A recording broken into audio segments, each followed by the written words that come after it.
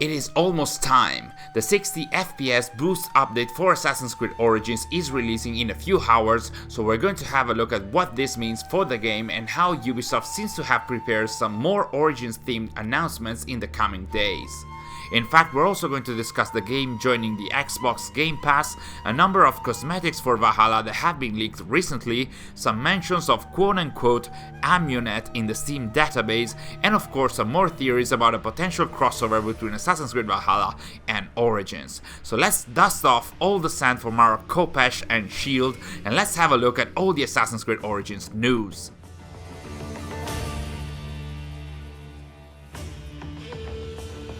So let's start with the big announcement here. It was teased 3 days ago, with a wrong quote I dare say? It was then announced and now it's about to land. The 60 frames per second update for Assassin's Creed Origins is coming in a few hours, or to better call it, the 60 FPS boost for PS5, Xbox Series S and Xbox Series X. This is an update that, thanks to PlayStation game size, we know is going to be called Update 1.6.0, and which is going to make playing Origins on the next gen, or shall we say current gen consoles, much smoother than it is now. And just in case you were wondering, as we got a few questions about it, the update is not going to land on PC because PC can already produce 60 FPS for Origins, maybe even more on high-end machines. Still, this looks very much like the same process that Assassin's Creed Odyssey underwent in August last year, where the update for the 60 FPS boost on PS5 and the Xbox Series consoles was released. Funnily enough, that too was called Update 1.6.0, and that laid the ground for the amazingly received crossover with Valhalla 4 months later in December 2021, so we may expect something similar in 4 months from now, or maybe even earlier than that, as we'll see later.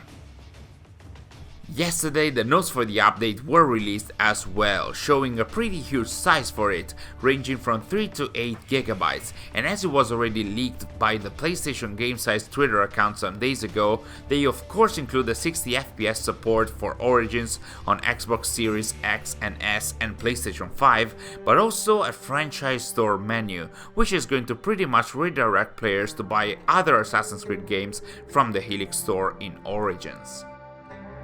So that's the main news about Origins, but it looks like Ubisoft has organized several different announcements and pieces of content surrounding Origins in the coming days. Some kind of minor celebration or promotion, if you will, which will also have Origins be part of the Xbox Game Pass on June the 7th, as it was mentioned on the Xbox app, and now has also been formally announced by Microsoft, who also added that they made some more improvements to the Xbox app on PC to make it easier to look for and install the Ubisoft games including Origins, which will still need the Ubisoft Connect platform to run. So by June the 7th, new and old players will be able to play Origins at 60 FPS, and if they have the Game Pass, they will even be able to play the game only at the cost of the subscription, which does show how this could be a good move to draw players towards Origins, potentially ahead of some new content for the game if the devs are actually working on it. This sort of promotion for Origins will also continue with some cosmetic items in Assassin's Creed Valhalla as well that have been leaked by a number of channels after the latest update 1.5.2 was released last week. These cosmetics are going to be a ship set and 2 tattoo sets dedicated to Origins and Ancient Egypt, and as of now we don't know when they're going to release and whether they're going to be free or appear as store items, though considering the dates of the 60 FPS patch and of Origins release on the Game Pass, we could hypothesize that they might be added any day between June the 2nd and June the 7th, or maybe right before or after that, and I'd imagine they might be added for free, as it was the case for most of the items that had any kind of links to the past games of the franchise. As YourRaptor suggested in one of his recent videos, which you can find in the description, this might be made available for free as part of a weekly challenge, for example. The ship set itself is called simply Egyptian Set, and it is a black and golden set of items that bears a similar logo to that of Bayek's base eagle shield from Assassin's Creed Origins, while also having an Anubis figurehead among other things.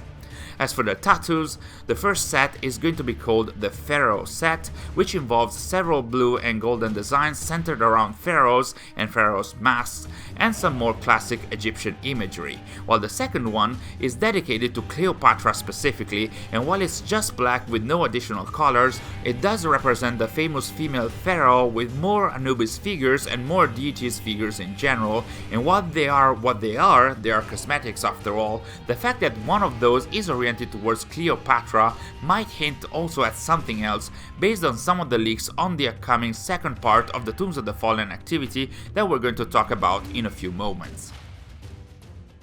The big elephant in the room though is that with this 60 FPS update for Origins, it is likely that some kind of crossover is going to come at some point, and maybe sooner than expected.